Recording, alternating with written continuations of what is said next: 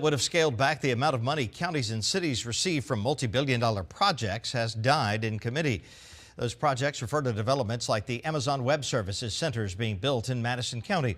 Some local leaders believe the bill would have disincentivized cities and counties from seeking large projects because it would have reduced the benefits they receive. Joey Deason, the executive director of the Madison County Economic Development Authority, says the Amazon projects are expected to bring in about $70 million a year in new revenue for the county. If House Bill 1635 had passed, he says that amount would have been reduced to about $20 million.